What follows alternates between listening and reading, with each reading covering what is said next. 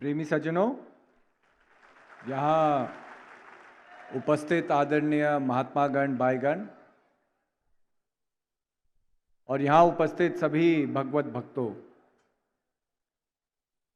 आज हम लोग श्री हंजी महाराज की 125वीं जयंती को मनाने के लिए यहाँ एकत्रित हुए हैं। और पूरे ही विश्व भर में जो हमारा हंस परिवार है वो अत्यंत ही, मैं मानता हूँ, भाग्यशाली है कि एक ऐसे व्यक्तित्व ने आकर के हमारे अतीत, हमारे वर्तमान और हमारे भविष्य को जन्म दिया। आज श्री हंजी महाराज की सोच, प्रेरणा, उनके वचन, उनके कर्म ही एक तरीके से हमारे जीवन का मार्गदर्शक है। आज दिन में भी जब हम शाखा विभाग की मीटिंग ले रहे थे, मानव सेवा दल और यूथ लोगों की मीटिंग ले रहे थे, तो हमने उनको यही कहा कि बहुत जरूरी है आज उनके संदेश को समझना। आपने देखा कि आज मंच पर काफी लोग उपस्थित थे, दिल्ली के महापौर और उप महापौर आए थे। और एक तरीके से बड़ा अच्छा लगता है कि जब सरकार जनता के कामों को करती है और उसको हम देखते हैं। जब इस कार्यक्रम की भी तैयारी धीरे धीरे शुरू हुई तो आप जानते ही हैं कि कुछ कुछ कार्यक्रम बहुत लंबे समय के बाद होते हैं, तो व्यवस्थाओं में और तैयारी करने की जरूरत होती है। जब हम आए, शौचालय जरे साफ नहीं थे, काफी कामों को यहां होना था, तो स्वाभाविक है कि प्रेमी लोग जो दूर दूर से नहीं आ सकते थे सेवा करने के लिए, तब हम क्या करते, कैसे कार्य का आयोजन करते। तो महापौर और उप महापौर जी की मदद से बहुत सहयोग हमें इस कार्यक्रम को आयोजित करने में मिला। सबसे पहले प्रचार प्रसार के लिए पूरी दिल्ली में इन्होंने नगर निगम के द्वारा महाराज जी के पोस्टर और बैनर, जो संदेश है कि कार्यक्रम हो रहा है, उसका काम किया। यहाँ कर्मचारियों को भेज करके आश्रम में सफाई और शौचालय की सफाई में मदद की। और जगह जगह कोई भी चीज की कमी होती थी, बस संस्था को, महात्मा बाई जी को, उनको संपर्क ही करना होता था और वो तत्पर तैयार थे हमारी मदद करने के लिए। तो बहुत ही अच्छा लगता है कि जब सरकार अपने कामों को करती है और जनमानस की सुविधा के लिए उन कामों को करती है, केवल अपने स्वार्थ के लिए नहीं। तो हम नगर निगम के सभी सदस्यों को, महापौर जी का, उप महापौर जी का तहे दिल से धन्यवाद देते हैं कि उन्होंने इस कार्यक्रम को करने के लिए अपना पूर्ण सहयोग दिया। देखिए, आज अगर हम संसार में देखें तो संसार में एक किस्म का एक अंधकार ही हर जगह फैल रहा है। ये उस तरह का सामाजिक अंधकार नहीं है कि जैसे पहले अंग्रेज होते थे, उन्होंने हमें गुलाम बना दिया, गुलामों की बेड़ियों में हम जकड़े हुए हैं और हम अपने जीवन को जी नहीं सकते। पर चलो, अंग्रेजों के समय में भी एक सजा मिलती थी, तो भाई आप कोई गुनाह करते थे तो सब सजा मिलती थी। आज के युग में हम लोगों ने अपने आपों को अलग अलग जंजीरों में बांधा हुआ है। कुछ लोग बिना गुनाह के ही सफर कर रहे हैं, उसको मॉडर्न वे में हम शादी कहते हैं, वो भी एक तरह से बंधन ही है। लेकिन जो मैं अंधकार की बात कर रहा हूं वो हमारा मन का अंधकार है। आज अगर आप विश्व भर में देखें, जो तनाव छिड़ा हुआ है, रूस में, यूक्रेन में लड़ाई छिड़ी हुई है, इजराइल और पैलेस्टाइन में लड़ाई छिड़ी हुई है, देश के कोने कोने से आवाज उठी जा रही है कि आप इस लड़ाई को रोकें। लेकिन लोग अपने ही अंधकार कह लीजिए, उसमें इतने खोए हुए हैं कि वो ये नहीं देख रहे हैं कि जहां वो बम गिरा रहे हैं वहां छोटे छोटे बच्चे भी हैं। कई अस्पतालों पे आपने बम गिरा दिए, बेगुनाहों पे बम गिरा दिए, उनके ऊपर इतनी दहशत डाल दी कि आपके लिए तो लग रहा है कि आप बड़ा सही काम कर रहे हैं, आप अपने कौम को बढ़ाने का काम कर रहे हैं, अपने धर्म की सुरक्षा कर रहे हैं।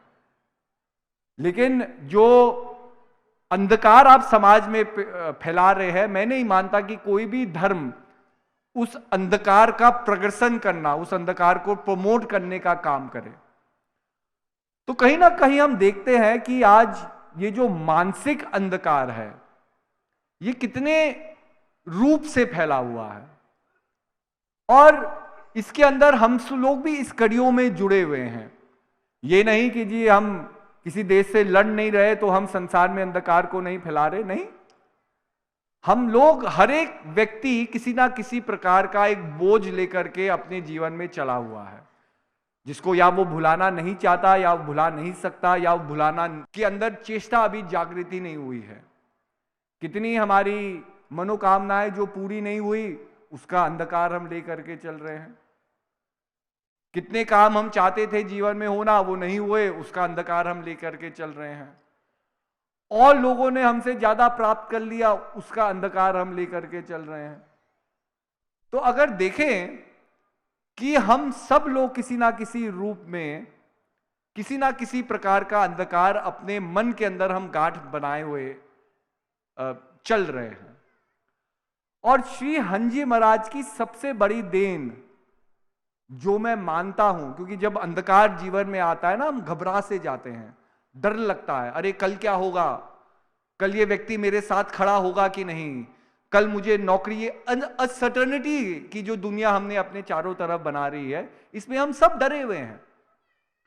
और डरने का जो सबसे पहला प्रक्रिया होती है कि हम बदलाव नहीं चाहते हैं। जो चीज शेष है जीवन में, किसी ने, दूरदार्शनिक ने सही कहा, the only thing constant in this world is change, कि जो चीज निरंतर होगी वो संसार में बदलाव ही होगा। लेकिन जब हम भयभीत हो जाते हैं, डर जाते हैं, हम बदलाव नहीं चाहते, क्योंकि बदलाव से भी हमें डर लगता है। कल ये चीज मेरे पास है, नहीं रहेगी तब क्या होगा, आज मेरे पास नौकरी है, कल नहीं रहेगी तो क्या होगा, आज जो मैं चाहता हूं वो कल नहीं होगा तो क्या होगा। और इस तो क्या होगा में हम इतने फंसे हुए हैं और अपने आप को फंसा हुआ है कि हम एक रिजिड व्यक्तित्व को पैदा कर लेते हैं अपने अंदर। हम बदलना नहीं चाहते और हम चाहते हैं कि हर चीज हमारी तरह ही चले। एक सेंस ऑफ कंट्रोल हम ले आते हैं। जो लोग ज्यादा लोगों को कंट्रोल करना चाहते हैं ना, उतना ही भय, उतना ही डर उनके मन के अंदर है। इसलिए वो नहीं चाहते कोई चीज बदले, वो चाहते वैसे की वैसे ही रहे, जो मेरा घर है वैसे का वैसा ही रहे, परिवार वैसे का वैसा ही रहे। लेकिन संसार का सत्य ये है कि वो वैसे का वैसा नहीं रहेगा। और जीवन आपको मिला है नए नए अनुभवों को प्राप्त करने के लिए, क्योंकि जब तक आप नए नए अनुभवों को प्राप्त नहीं करेंगे, आपकी आत्मा का उत्थान नहीं हो सकता। अगर हम देखें, कल इतना बड़ा नाटक हुआ, और नाटक में जब अंत का, जब कृष्ण जी और उनके सखा के बीच में एक वार्तालाप होता है, और अंत में जो हंस, एक तरह से गीता जो अध्ययन उन्होंने बताया, तो कितनी सुंदर तरीके से उन्होंने समझाया। उन्होंने कहा कि अगर आप कह रहे हैं कि हम मन भी है, मन की वासनाएं भी है, मन की कामनाएं भी है, और हम चेतना भी है, तो ये दोनों चीज एक जगह कैसे समाई जा सकती है। तो पूर्णता तो हम चेतना ही है। मन एक टूल है, मन एक संसार का अनुभव करने का एक दर्पण है। ये मन अनुभवों के अनुसार से अलग अलग प्रभावों को जन्म देगा। हम अच्छे लोगों से मिलेंगे, अच्छे प्रभाव जागृत होंगे, बुरे लोगों से मिलेंगे, बुरे प्रभाव जागृत होंगे, कष्टों से गुजरेंगे तो हमें डाउट, सेल्फ डाउट भी आ सकती है जीवन में, है? कभी जो चीज हमारे मुताबिक नहीं हो रही है तो संसार के प्रति नफरत, गुस्सा भी जनरेट हो सकता है। मतलब अलग अलग प्रभाव, अलग अलग प्रकार की इमोशंस को हमारे जीवन में जागृत करेंगे। लेकिन जो आपका वास्तविक स्वरूप है वो क्या है? वो एक विटनेस है, वो केवल एक दृष्टा है। अगर दृष्टा के रूप में अपने आप को देखेंगे तो दृष्टा के रूप में क्या है? विटनेस क्या करता है? वो चीजों को आता हुआ देखता है और उन्हीं चीजों को जाता हुआ देखता है, उन चीजों का हिस्सा नहीं बनता। हम लोग जब अपने आप को अपनी चेतना से परे होकर के अपने मन से ही हम अपने आप को तोलते हैं, मन के प्रभावों को ही महत्व देते हैं, मन की धारणाओं को ही महत्व देते हैं, तब क्या है? उन धारणाओं का हम एक हिस्सा बन जाते हैं। We start participating in the emotion. अब जब आप पार्टिसिपेट कर रहे हो उस इमोशन में, आपको गुस्सा आ रहा है, तो स्वाभाविक है आपके अंदर आपके वास्तविक स्वरूप के विपरीत एक इंडिविजुअलिटी जन्म ले रही है। अगर मेरा वास्तविक स्वरूप शांत है और किसी वजह से मेरे जीवन में अशांति है, और अशांति के अनेक कारण हो सकते हैं, लोग हो सकते हैं, समय हो सकता है, परिस्थिति हो सकती है, आपका अपना चंचल मन हो सकता है जो एक जगह स्थिर नहीं हो रहा, आपका मन है जो ओवरथिंक करता रहता है, बार बार हर चीज को सोचता रहता है, आपका मन है जो संसार से और की कामना करता है, ये भी अशांति का कारण है। हमारे पास कितना कुछ है लेकिन हम और ही चाहते हैं, हमारे पास क्या है हम वो नहीं देख रहे, औरों के पास क्या है वही देखते रहते हैं, तो ये भी अशांति का कारण है, डिससैटिस्फैक्शन का कारण है। तो कहने का अभिप्राय है कि जब मन अंधकार से ग्रसित है, हम डर डर के संसार में जीते हैं, डर डर के कदम उठाते हैं, हम परिस्थितियों को बदलना नहीं चाहते क्योंकि डर लगता है क्या होगा। और जो श्री हंजी महाराज की सबसे बड़ी देन थी, उन्होंने हमें कहा मैं तुम्हारे साथ हूं, तुम निडर रहो, डरना मत। और जो ज्ञान उन्होंने हमें दिया, पहले पहले कार्यक्रम होते थे तो ये हंजी महाराज जो पहले पहले भक्त बने उनको पता ही था कि जी हंजी महाराज तो सीधा बोलते हैं, और कभी कभी सीधा जो बोल होते हैं वो बहुत लोगों के मन को छू जाते हैं। अब मन में बंधन है तो मन के अंदर से कड़वाहट भी निकल सकती है अगर मन टटोला जाएगा, या फिर मन अगर सही डायरेक्शन पे जा रहा है तो वो धक्का व्यक्ति को भक्ति के मार्ग में और भी अग्रसर कर सकती है। तो जिनको समझ नहीं थी हंजी महाराज क्या बोल रहे थे, वो गुस्सा हो जाते थे, अरे महाराज जी कैसे ही बात कर रहे हैं, ये क्या कर रहे हैं। तो कितने प्रोग्रामों में तो अभी तो मानव सेवा दल बड़े शांतिपूर्वक बैठा हुआ है, लेकिन उस समय लोग डंडों के साथ खड़े रहते थे कि कब महाराज जी कुछ बोलेंगे और लोग गुस्सा होंगे और लाठी चार्ज होगी और हमें महाराज जी की रक्षा करनी पड़ेगी और पीछे पीछे से उनको बैलगाड़ी में बिठा करके निकालना पड़ेगा। ऐसे भी दृश्य थे। दृश्य क्यों थे? क्योंकि वो जरूरी थे। क्योंकि अगर समाज अंधकार में ही ग्रसित है, हम अपनी वैमनस्यता में ही जीवन को जी रहे हैं, तो क्या होगा? ये एक तरह का जो शेकडाउन है, जो मन के अंतःचलन को हिलान देने वाला जो एक दृष्टांत है, ये तो होना ही था। और कितने वो लोग हैं, पहले कितने आर्य समाज के लोग होते थे जो गुरु महाराज जी का विरोध करते थे, लेकिन जब गुरु महाराज जी के वचनों को उन्होंने समझा तो वही आज मतलब उनके ही वंशज आज हमारे दरबार के प्रेमी हैं। मतलब दरबार को बनाने का, गुरु महाराज जी का प्रसार करने का उन्हीं विरोधियों ने काम किया और वही गुरु महाराज जी के परम भक्त बने।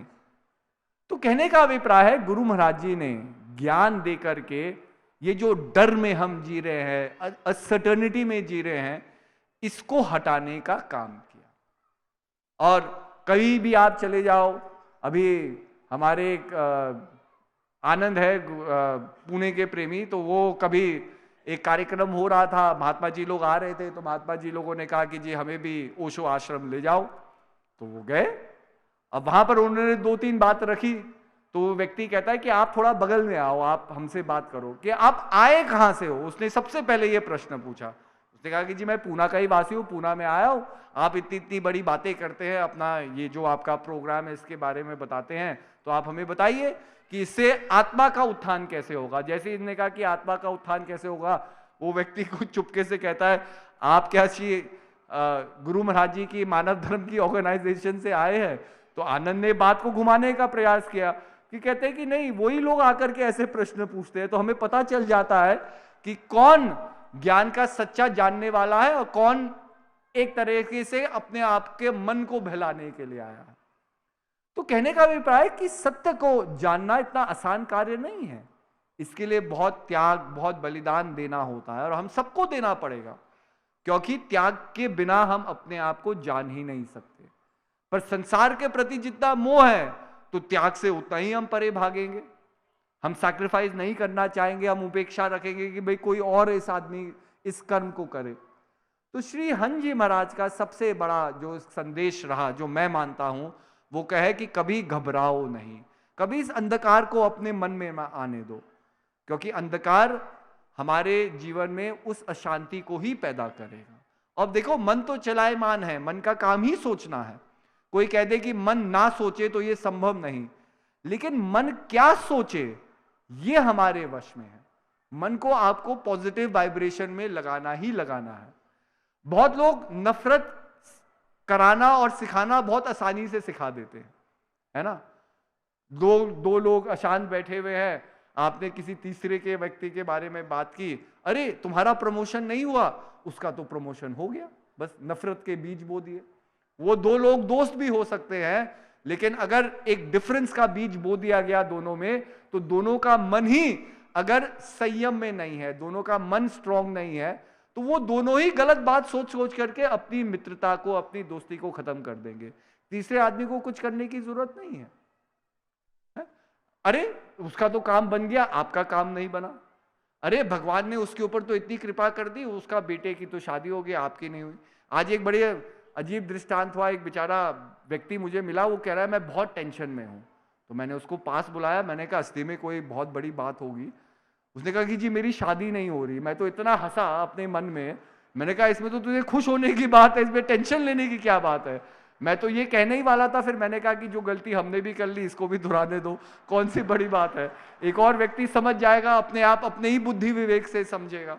तो मैंने कहा कि भाई किसी अच्छे पंडित जी से मिलो, या आजकल तो भाई सोशल साइट्स भी बहुत है, और अपनी अच्छी प्रोफाइल बना करके भेजो, क्योंकि भाई मैं तो कोई पंडित हूं नहीं, ना मैं मैच मेकर हूं कि मैं तुम्हें बता दूं किस लड़की के से शादी करो। ये तो तुम्हें अपने आप ही देखना पड़ेगा, लेकिन अपने बड़ों से बोलो। लेकिन कहने का अभिप्राय यही है कि भैया हम किन किन बातों में कभी कभी अटक जाते हैं, क्योंकि हम देख रहे हैं और लोगों का हो रहा है ना। हम ये नहीं जानते खुशी मेरे लिए है, लेकिन हम देख रहे हैं अरे और लोगों के पास ये चीज है, तो ये चीज मेरे पास भी हो तो मुझे बहुत खुशी होगी। तो ये मन की नजरों को हर जगह भगाना ही मुझे लगता है हमारे अशांति का कारण है। इसलिए मन को एकाग्रचित रखना, स्थिर रखना। देखिए आज धर्म बड़ी बड़ी बातें करते हैं, सारे धर्म इतने बड़े बड़े इतिहास रखे हुए हैं। मतलब बाइबल कब लिखी गई, आज से 2000 साल पहले। कितने लोगों ने, कितने फिलोसोफर्स ने, कितने लॉरियट्स ने बाइबल के ऊपर अध्ययन किया होगा, बाइबल के एक एक प्रसंग के ऊपर अध्ययन किया होगा, अपनी अपनी टिप्पणियां, अपने अपने प्रसंग उसके ऊपर लिखे होंगे। तौरात आज से कितने हजार साल पहले लिखी गई। मोसेस ने ये क्यों किया, मोसेस ने अपने बेटे की बलि क्यों दी, उसके ऊपर भी लोगों ने इतिहास लिख दिए, उसके ऊपर प्रसंग लिख दिए कि भाई क्यों होगा, वो फिलोसॉफिकल उसका क्या मोटिव रहा होगा। ऐसे ही आप देखते रहो, इस्लाम आए, इस्लाम के बाद पीर पैगंबर आए, उनके ऊपर भी लोगों ने अध्ययन कर दिए। आयातें कितनी बन गई, कितने प्रसंग लोगों ने बना दिए कि भाई ऐसा क्यों हुआ होगा, मतलब फिलोसफीज बन गई उन दृष्टांतों के ऊपर। तो हर एक धर्म आपको कुछ ना कुछ पाने के लिए बताएगा, ठीक है। लेकिन एक इंसान के नाते, धर्म तो चलो अपनी व्याख्या कर रहा है अपनी समझ के अनुसार, अपनी परिस्थितियों में जब धर्म ने जन्म लिया उसके अनुसार उसकी फिलॉसफी मूल में उसके छिपी हुई है। लेकिन जो आप एक इंसान हैं, एक इंसान होने के नाते सबसे पॉजिटिव फैक्टर आपके अंदर क्या है जीवन में? सबसे पॉजिटिव फैक्टर है कि आप एक्सटर्नल इन्फ्लुएंसेस में नहीं आ सकते अगर आप अंतर जगत में स्थिर है। अगर मेरे अंतर जगत में मुझे कॉन्फिडेंस ही नहीं है कि जो मैं कर रहा हूं वो सही है, तो मैं जीवन में क्या पा सकूंगा? आप बताइए। अगर प्रभु श्री राम जंगल में निकलते और तब सोचते कि भाई मैंने अयोध्या अपनी राजगद्दी का तो बलिदान मैंने कर दिया है, लेकिन अब मैं जंगल में क्या करूंगा कैसे जीऊंगा? अगर वो अपने मन में भी सेल्फ डाउट लाते या ये प्रश्न लाते रहते, अरे कैसे होगा, कैसे सीता रहेगी, कैसे वो होगा, तो वो 14 साल का वनवास तो पूरा ही नहीं हो सकता था। लेकिन स्थिर होकर के भाई जो भी होगा होगा, हम अपने संस्कारों पे, अपने बनाए हुए जो हमारी पद्धति है उसके ऊपर चलते रहेंगे और वो चलते रहे। इसका मतलब कि कोई ना कोई ऐसी शक्ति है, अगर हम स्थिर है तो वो हमारे अंदर प्रकट होती है, हमको मार्गदर्शन देती है और हमें अपने मंजिल तक पहुंचाने का काम करती है। लेकिन अगर हम अस्थिर है तो बाबा हम तो एक कदम अपने आप ही आगे नहीं बढ़ाएंगे ना, मंजिल तो बहुत दूर है, हमारी तो यात्रा अभी तक शुरू ही नहीं हुई। इसीलिए श्री हंस जी महाराज का जो सबसे बड़ा एक तरह से ज्ञान है वो डरो ना और स्थिर रहो। और स्थिर रहने की क्या टेक्निक है भाई? ऐसा तो नहीं कि कल आपके जीवन में कोई मुश्किल नहीं होगी, ऐसा तो नहीं है कि कल आपके जीवन में कोई परेशानी नहीं हो सकती। बेचारा जिस आदमी की आज शादी नहीं हुई है, कल तो वो शादी करेगा ही करेगा। तो ऐसा तो हो नहीं सकता कि आज हम सुखी हैं तो कल हमारे जीवन में दुख नहीं आएगा, है ना। धीरे धीरे बाल तो सफेद सबके हो रहे हैं, धीरे धीरे हिमा की जरूरत सबको पड़ेगी। धीरे धीरे ये जो कुर्सी में बैठ करके बहुत लोग नाचते हैं, उनका भी डांस धीरे धीरे बंद होगा। पहले खड़े खड़े नाचते थे, अब कुर्सी में बैठ करके नाच रहे हैं, घुटने जा रहे हैं। तो कहने का अभिप्राय है कि कितने परिवर्तन जीवन में हो रहे हैं। ये तो परिवर्तन हो ही रहे हैं। क्या आप उन परिवर्तन से खुश हो?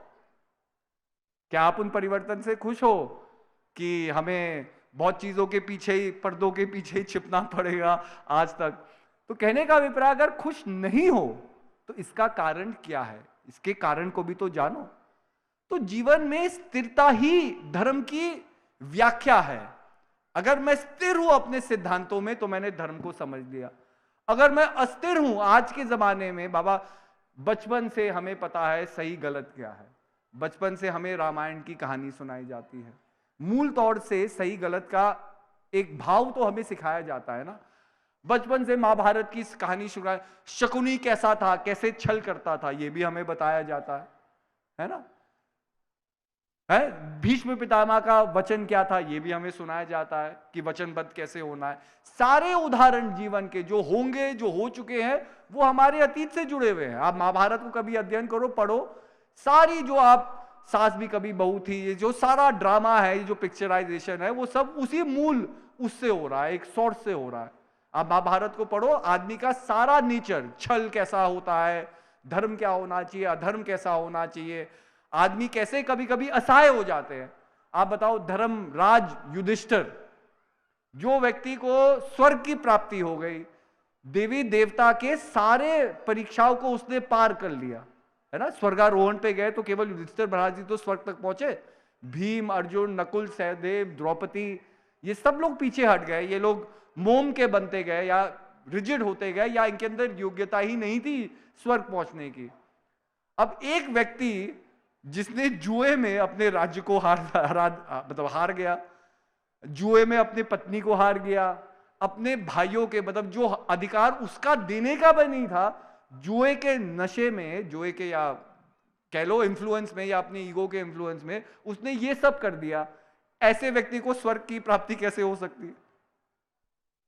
तो द पॉइंट इज कि हम लोग बदल सकते हैं। दैट इज कि हम रिजिड नहीं हो सकते।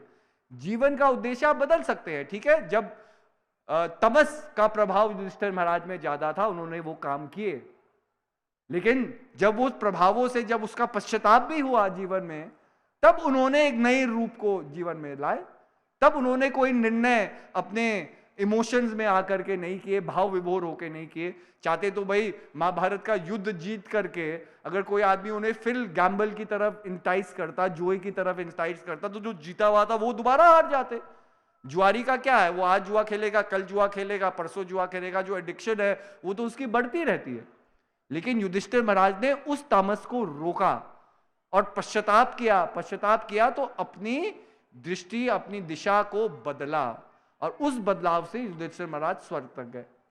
हम लोग अपने आप को सेल्फ सैबोटेज कर लेते हैं। अरे तुम तो कर ही नहीं सकते, गुरु महाराज जी कह रहे हैं भजन करो, हम अपने मन से रोज कहेंगे अरे मैं तो कर ही नहीं सकता, क्योंकि बहाने बाना कभी आसान हो जाता है। हम बदलना नहीं चाहते, हम वही आदतें चाहते हैं, हम वही दुख चाहते हैं, हम वही इनसिक्योरिटी चाहते हैं, ताकि हमारा जीवन हमें वैसा ही दिखे। लेकिन जीवन में अगर अपने लक्ष्य तक पहुंचना है तो बदलाव निश्चिंत है, मतलब वो एक चीज है जो निश्चित है। तो उस चीज को हमें समझना है, उस चीज को करना है। तो मैं यही कहूंगा कि जीवन में स्थिरता को अपने अंदर प्राप्त करें और स्पिरिचुअल स्थिरता को प्राप्त करें। स्पिरिचुअल स्थिरता का मतलब है कि बाहरी प्रभाव हमारे इंटरनल जगत को इधर से उधर ना कर सके। श्री हंजी महाराज ने भी कितने कष्ट सहे होंगे, श्री हंजी महाराज के ऊपर भी कितनी टिप्पणी कही होगी। आज भी ऐसे ऐसे लोग हैं जो हंस योग प्रकाश को लेकर के उसके ऊपर उसकी खोट निकालने की कोशिश करते हैं, है? क्योंकि उनका मन खोटा है, वो खोट ही संसार में पैदा करेंगे और लोगों को अपने से जोड़ने का काम है, लोगों को तोड़ने का काम करेंगे। तो लोग ऐसे भी हैं, लेकिन ऐसे भी लोग हैं जो गुरु भक्ति को समझ करके अपना सर्वस्व गुरु महाराज जी को अर्पित कर देते हैं। और उसका भी आप इस दरबार में असंख्य आप इसके उदाहरण पालेंगे।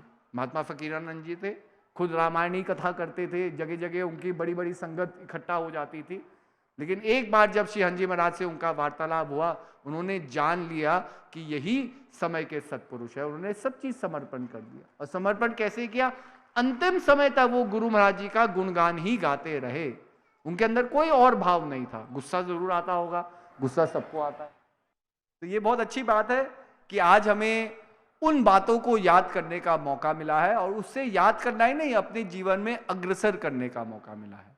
तो अगर हम श्री हंजी महाराज के भक्त हैं तो हमें श्री हंजी महाराज की तरह निडर होना चाहिए, अपने गोल और फोकस में स्थिर होना चाहिए कि हम एक संकल्प लेकर के चले कि कुछ भी हो हम अपने लक्ष्य की ओर पहुंचेंगे। और जो आत्मा का उत्थान है, जो हर एक जीव, एक प्राणी, अगर हम संसार में आए हैं तो किस लिए आए हैं? अगर संसार को हमें एक दिन छोड़ करके जाना है तो आने का भी कोई कारण है। उस कारण को अगर हम जानना चाहते हैं तो उसके लिए निरंतर हमें कर्म करता रहना है, कर्मयोगी उनकी तरह बनना है, तभी हम अपने लक्ष्यों को प्राप्त कर सकेंगे।